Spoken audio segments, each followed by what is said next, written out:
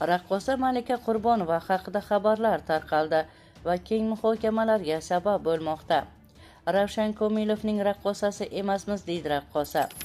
Malika Qurbonova odamlarning gap-so'zlari va hayotidagi armonlari haqida so'zlab berdi. Assalomu alaykum qadrli tomoshabin, kanalimizga xush kelibsiz. Kanalimizga yangi bo'lsangiz, videomiz keng tarqalishi uchun video ostida like tugmasini bosishni hamda obuna bo'lishni unutmang.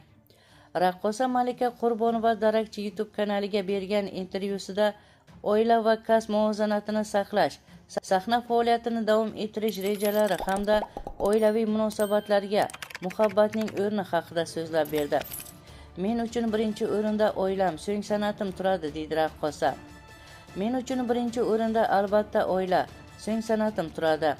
Ikkalasini imkon qadar teng olib ketishga harakat qilaman, chunki ikkalasi ham muhim va qadrli men uchun.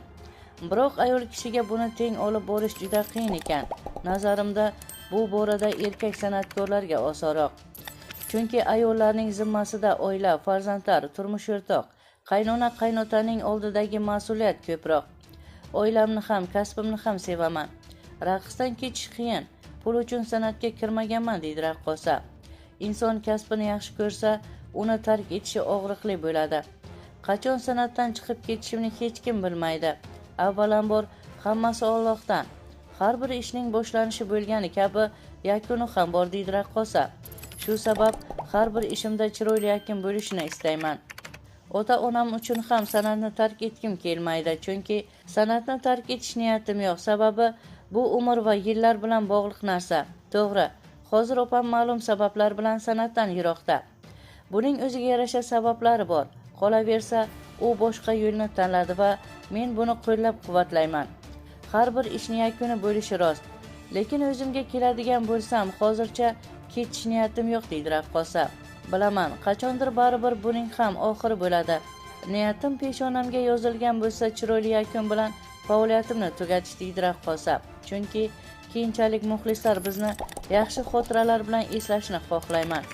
Menimcha kasbini yaxshi ko'radigan odam qachon tark etishini, dam olish yoki tanaffus qilishni o'ylamaydi. Xudo peshonangizga qanday yozgan bo'lsa, shunday davom etaveradi, deydi raqqosa. Ravshan Komilovning raqqosasi emasmiz, deydi raqqosa. Ko'pchilik opam ikkimizni Ravshan Komilovning raqqosasi deydi. Bu juda g'alati eshitiladi. Ushbu xonandaning kliplarida raqs ijro etishimiz aslida alohida o'ylangan strategiya emas. Qaysidir xonanda bilan qaysidir raqqosa yaxshi tandem bo'ladi. Misol uchun, xonanda Imron bilan Durdona Qurbonova, Alisher Fayz bilan Parizoda yoki opam bilan menda Ravshan Komilov. Bularning hammasi tasodifiy tandem.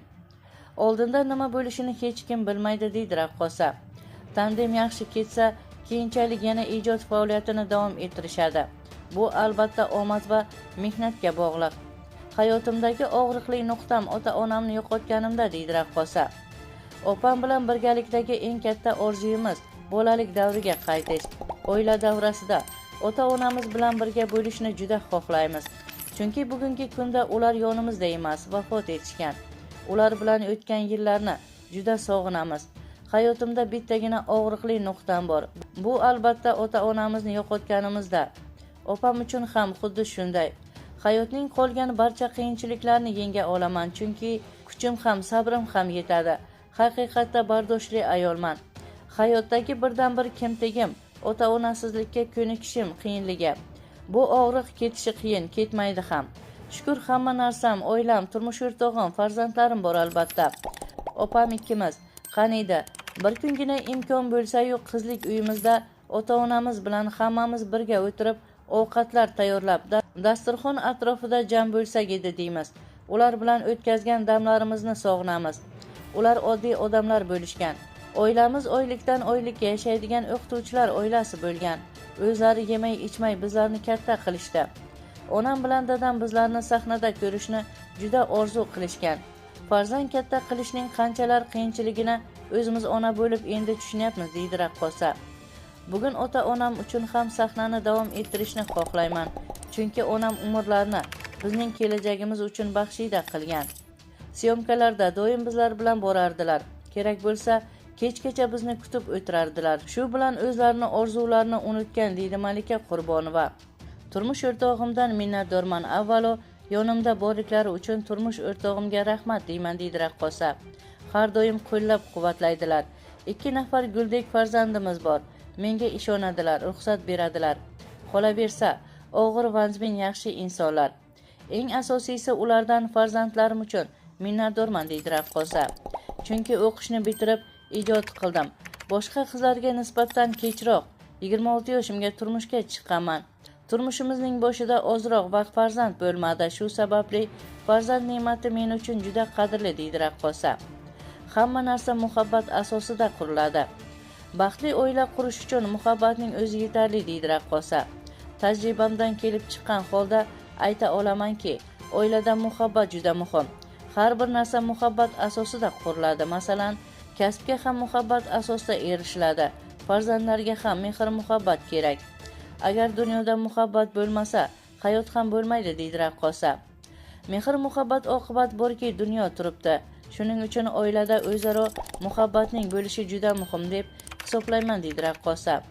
Chunki bir-birini yaxshi ko'rgan oila a'zolari bir-birini kechira oladi. Ayblar, xatolar ko'zga ko'rinmaydi. Birgalikdagi hayot davomida duch kelinadigan to'siqlar ham muhabbat tufayli birga yengib o'tiladi. Men muhabbatni bir-birini e'zozlashni ota-onamdan o'rganganman, deydi raqqosa Muhabbat Qurbonova. Qadrli tomoshabin, sizga yetkazmoqchi bo'lgan xabarlarimiz shundan iborat edi. Shu va shu kabi xabarlarni o'tkazib yubormaslik uchun video ostida like tugmasini bosishni hamda obuna bo'lishni unutmang. Bizni qo'llaganlarni Allohning o'zi qo'llasin.